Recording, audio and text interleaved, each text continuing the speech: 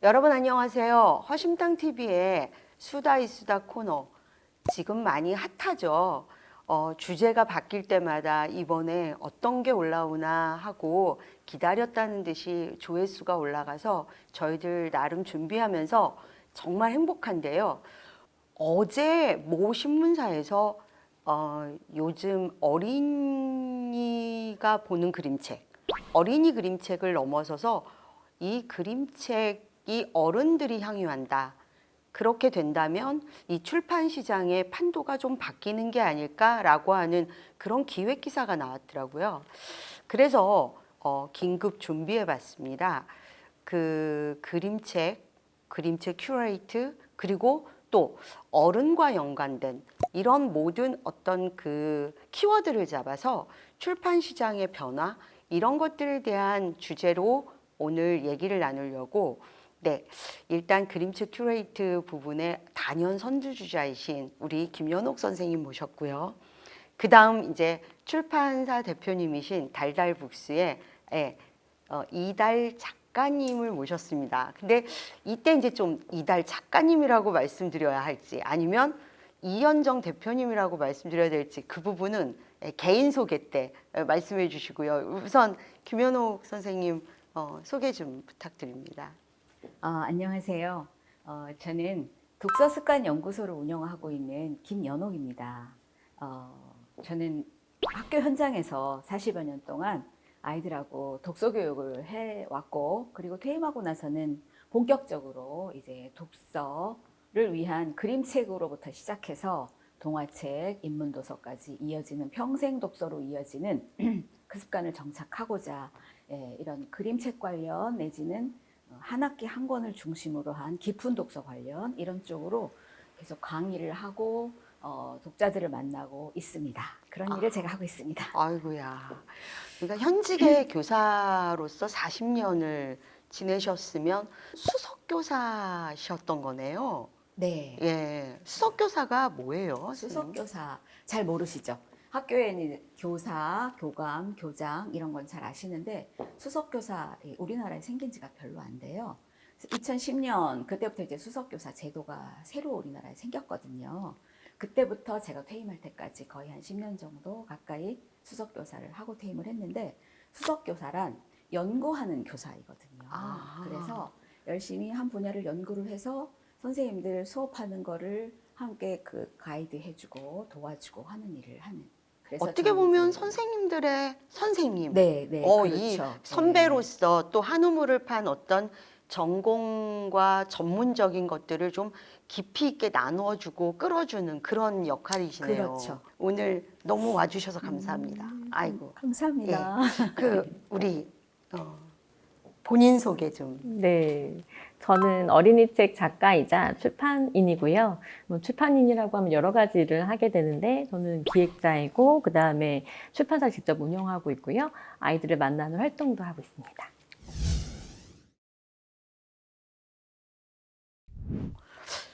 저 요즘 나만 못 받은 것 같아. 아니 인스타 보니까 막 이 사람 저 사람이 무슨 그 반짝반짝 빛나는 그 초록색 그 보자기에 막 그러면서 짠 하고 이렇게 보는데, 아니 그 책들 그게 보니까 무슨 보따리더라고요. 네, 근데 네. 이제 제가 이렇게 내용을 읽어보니까 꿀시사회라고 하는 건데 이게 뭐예요 도대체? 설명 좀 해줘 보세요. 뿔시사회는 출판사랑 작가분들이 본인이 출간한 책 또는 본인이 집필하신 책 내지는 그린 책을 소개하는 자리고요. 그러니까 뭐 세바시처럼 15분 동안 자기 책에 대해서 독자분들한테 안내하는 컨셉의 줌 시사회입니다. 네. 줌 시사회? 와. 근데 이거 기획을 직접 하신 거예요, 우리 이영경 대표님께서. 네, 저희 줌 시사회 컨셉은 아니지만 줌으로 이미 독자님들이 책을 많이 나누고 계신 상황에서 네, 네. 그러니까 이미 없었던 건 아니고요. 줌으로 그림책을 막 나누고 계신 걸 보면서 그렇다면은 출판사에서 저 형태로 직접 만나서 책을 설명할 수 있다면 그보다 좋은 일은 없겠다라는. 근데 보니까 너무 많이 주던데 네. 이렇게 퍼줘도 되는 거예요? 근데 너무 뜨거운 사랑을 받아서 음. 돌려드리지 않을 수가 없었고, 어. 그 다음에 사실은 거의 한 1년 이상을, 1년이 아니고 좀 더 긴 기간 동안 이렇게 이런 형태의 뭔가를 하고 싶어서 알아보고 계속 얘기를 나눴는데, 사실 출판사분들이나 작가분들을 설득하기 생각보다 어려웠어요. 그래서 이게 되기만을 바라고 간절하게 기다린 끝에 6월 1일 날 첫 시사회를 했는데, 생각보다 많은 분들이 참여를 해주셔서, 그때만 해도 너무 큰 감동이었고, 참여하신 분들도 너무 만족감을 느껴서 완전 행복했거든요. 아. 네. 그랬는데 두 번째, 세 번째는 두 배수로 이렇게 인원이 늘었어요. 처음에 시사회 80명이 170명이 되고 300명이 되면서 이거는 그냥 받기만 할 수 없겠다는 생각에서 보따리를 싸기 시작했습니다. 하나의 보따리를 이렇게 싸서 한 번 할 때마다 몇 명에게 이게 전달이 되는 거예요? 출판사들이 한 권씩 책을 보내주시는데 저희가 작가분 5분, 출판사 5곳을 모시기 때문에 10권의 책을 일단 받습니다. 그러면은 그러니까 각각 5권씩 10종을 받기 때문에 50종을 기준으로 해서 제가 받아서 딴 데 쓸 일은 없기 때문에 다 돌려드리는 걸 생각해서 50개 보따리를 싸기 시작했는데요. 제가 보따리를 싼다고 하니까 그 오병이어의 기적처럼 이유가 좀 웃기긴 한데 그런 기적처럼 그 출판사에서 책을 더 보내주시고 굿즈를 막 더 챙겨주시고 해서 원래는 책 한 권이 가는 기획이었는데 지금은 책이 2권 가기도 하고 굿즈까지 해서 한 보따리가 가는 상황이 된 거죠. 이거 그럼 직접 싸세요? 그럼요. 혼자서? 저희 집에 5학년과 중학교 1학년 인턴이 있어요. 그래서 연봉 한 70만 원 정도 되는 2명의 인턴을 고용해서 함께 싸고 있습니다. 네. 와, 그러면 이제 이거 뭐 봉사 점수 안 줘도 돼요. 네. 봉사 점수 안 줘도 네. 걔네들 가슴에 꽂히는 그게 일단 봉사 그리고 내가 누군가와 함께하는 나눔 이거잖아요.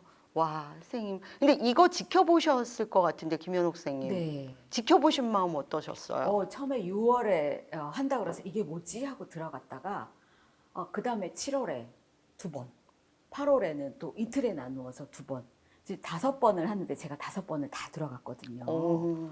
그런데 막 엄청나게 퍼주는 거예요. 그래서 어떻게 이렇게 퍼줄 수가 있지? 사람들이 안 그래도 그림책을 좋아하시는 분들이 여기 와가지고 막 그림책을 소개하는데 저렇게 괜찮은 책이 나오고 있네. 저 책이네. 나 소개하는 순간 나 저거 사야지. 장바구니 담아 이러면서 보시는데 또 좀 지나니까 나 선물 받았어요. 보따리들 막 올리고 이러니까 지금 이게 6월, 7월, 8월 석 달 동안에 대한민국의 가장 큰 이슈가 된 것 같은 누구나다 만나면 꿀보따리 받았어? 나 꿀보따리 받았어. 지금 이런 얘기. 나만 안 받은 거야 지금. 그러니까 그렇죠. 저 삐졌습니다 지금. 시사에 한번 나와 주시죠. 네.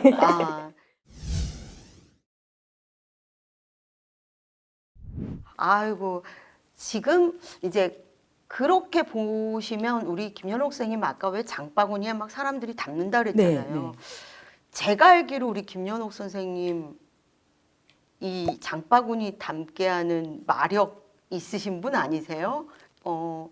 교수님 지금 이 상황이 만만치 않은 상황입니다. 현실이 지금 많이 힘들다. 이런 상황에서도 그림책 강의 관련해서는 되게 마감을 친다. 이렇게 이제 얘기하는데 이게 왜 그런 것 같아요? 이 신드롬이 뭘까요, 선생님? 제가 느끼기에도 최근에 그림책을 사랑하시는 분들이 눈에 띄게 정말 부쩍부쩍 늘고 있어요. 네, 네.